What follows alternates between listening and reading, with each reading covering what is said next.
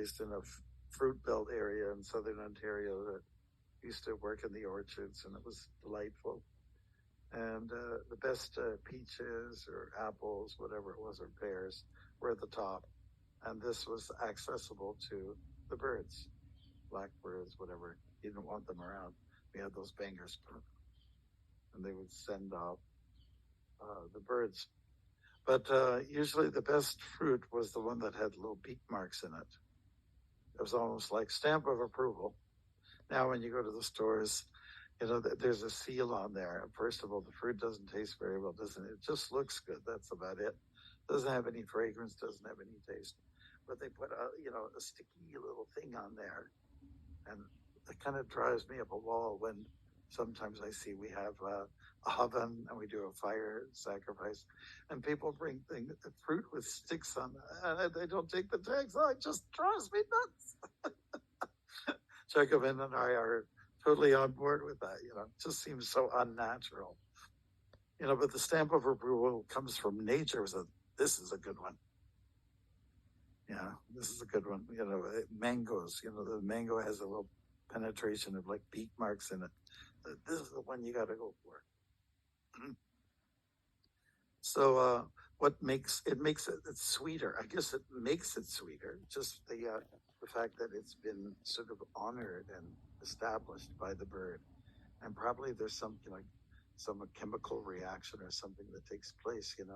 That there's an enhancement of the flavor as soon as the bird contacts. Yeah, or you give it a little something. Yeah, and one thing, I don't know, people these days, they have a real issue about, an apple that has a little scab on it or something like that, but actually it's a sign that it's probably good, and or we used to pick tomatoes, and sometimes they'd have like a nose and look like a man's face, and we'd have fun with, hey, look at this one here.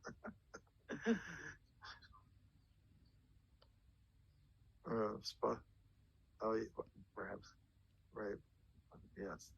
Thank you very much.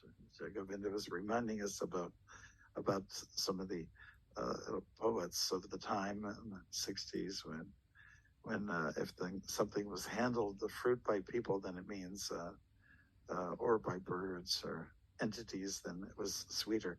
So the Bhagavatam's message is sweet, but it's even sweeter when it's filtered.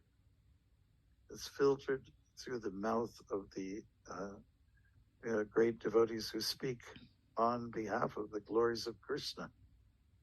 And it is very nice. Personally for me, I just love sitting down at a Bhagavatam session when it's good. Especially when the speaker is just being transparent by medium, and there's a lot of realizations that are flowing through. It's actually beautiful. So it's relishable, and it's sweeter as it gets handed down, passed down. We call that parampara, and when it comes to literature, spiritual messages being delivered, transmitted. And it's just like if you want to get the best mangoes, you got to go to the top of the tree, and you'll have to have people at different levels, climb in. And then it gets handed down from the top. The guy who reaches to the top, he hands it down. Each time it goes through the hands, it probably gets a little better. The touch is everything. So with the,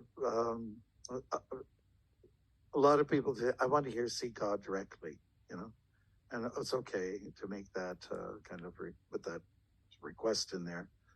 But if God is speaking through his devotees, his representatives, that's just as good, if not better, because it's been handled by more people, So that's interesting. Srila Prabhupada also went on to say that Arjuna was very blessed. He was very fortunate because God is speaking to him directly. So that is true. Who would not want to be in that position? But then on the other hand, the way to look at it is that whatever Krishna has given to Arjuna, and if you want to call it filtering or distilling or something, it now goes down through the parampara, the way that the rishis and the great kings who were sadhu-like heard it, and they passed it on. It's supposed to just get better and better and more relishable. That's our understanding of it.